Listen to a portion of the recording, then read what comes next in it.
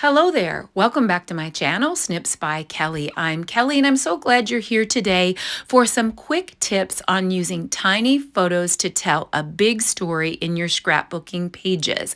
Real quick, won't you take a moment to hit subscribe and the notifications bell so you don't miss any future tips?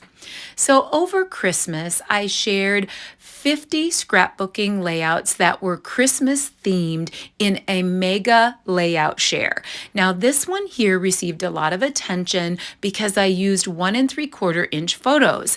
I had a lot of questions about using small photos on my scrapbooking layouts and how I do that and why I do that. I do use a PictureMate 400 and I use an app that is called print to size. And more importantly, it's about getting over your fear of using small photos. So I love a decorative element, and those who follow me know that I love decorative scrapbooking, but I also love functional scrapbooking. So you can see I've used 1 3/4 inch photos of Waylon James, my grandson, baking cookies, and it's sort of the sequence in telling the story and his curiosity with the mixer and dumping things in, which he loved dumping and dumping and dumping. And then I have a larger feature photo on the left companion page. I love a decorative element that is still functional. Many of my paper crafters have difficulty letting go of a traditional 4x4. I do use a lot of 3x3s, and there is a lot of dead space often on your 4x6 photos. I also will use added Cricut elements or decorative elements and embed photos in them, like this film strip that has 5 photos that are less than 2x2 size. When you look at this layout, I was able to get 14 photos on one layout and tell an entire story in one layout instead of having 5 separate layouts to tell one story. For things like Christmas decorations, ornaments, your Christmas goodies, you can see I've used a smaller than a 2x2. I've used a couple 3x3s to just capture the story of making Christmas goodies.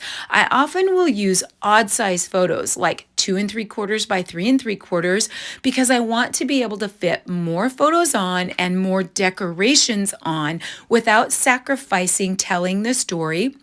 This is another example where I have a focal left page, which is something that I do a lot.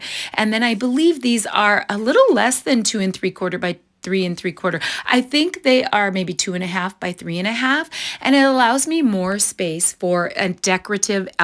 I do want to give a quick plug out there to two close to my heart makers and YouTubers, Erin and Jayma Malme, who have both done extensive and amazing videos on printing at home, and they use some similar things and some different things, and they're totally worth checking out, and I will link both of their channels in the description. So again, even though I use the PictureMate 400, the print to size app actually works with multiple printers.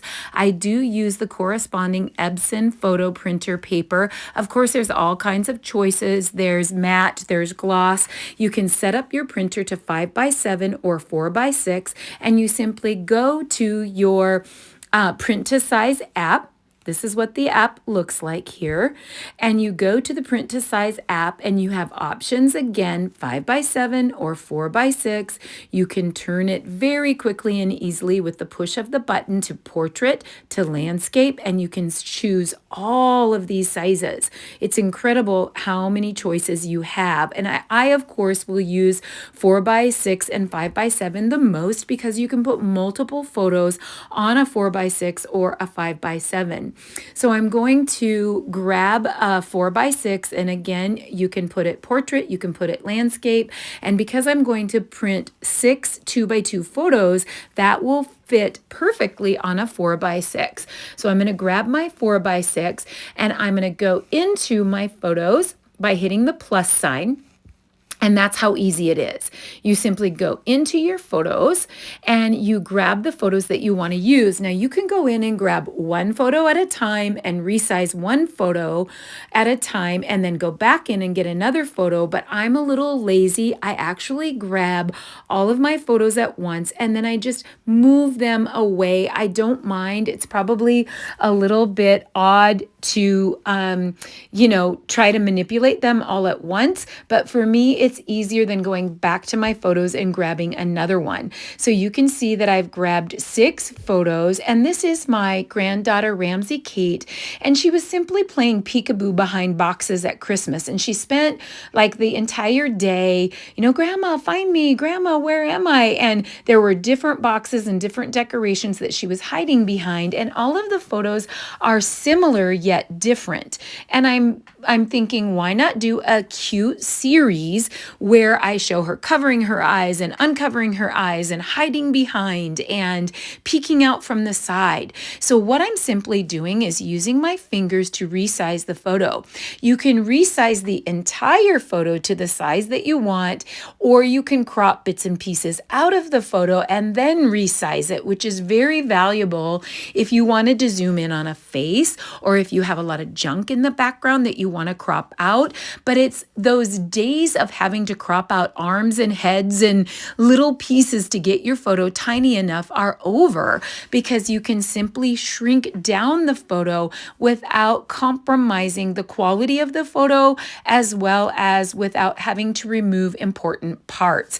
You can actually resize almost all the time. You can resize a portrait to a landscape, or a landscape to a portrait, depending on how much size you have to work with and how far away you are when you take the photo.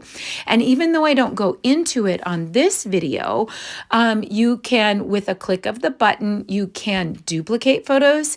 With a click of a button, you can rotate and flip the direction of the photo. So if the subject is on the right and you want the subject on the left, you can do that. If you want to flip it from top to bottom, from left to right, you can totally do that as well. It's incredible. It's just a whole new world. Now, my husband is super frugal, and he usually only gets me gifts that are tax deductible. I'm laughing, but it's true. He gets me things like tires. But what I do, because tires are expensive, is then I will go buy something for myself with the money that I would have spent on tires. So I've actually been thinking about getting an 8.5 by 11 photo printer, because I do so much printing at home. However, I love the ease with which the PictureMate 400 and the print to size app can just print 1 photo at a time, 2 photos at a time. I'm not going to waste an 8.5 by 11 sheet when I can fit 6 photos on a 4 by 6, right? And so I'm contemplating that maybe for my birthday in the spring, and then maybe having the option to do both. When I'm mass producing, I can use the 8.5 by 11. But so far, the PictureMate 400 has given me everything that I've needed with printing on 5 by 7 and 4 by 6, because I typically will use 3 by 3, 3 by 4, 4 by 6, 5 by 7, 2 by 2. But like I said, it's wonderful on here to be able to do those odd sizes. So there we did it. So now you can see by just using my fingers, I have put 6 2 by 2 photos on 1 4 by 6 photo printer paper. And now you can see these are actually 1 3/4 by 1 3/4, that it tells a big story. Little photos can tell a big story. So try it. Don't be afraid. You can step out of your 4 by 6 box, and I promise once you try it, you will love it. I hope you found this helpful, and I hope that you'll be brave enough to give it a try. Shoot me a comment and hit like and subscribe. Thanks for watching. Bye-bye.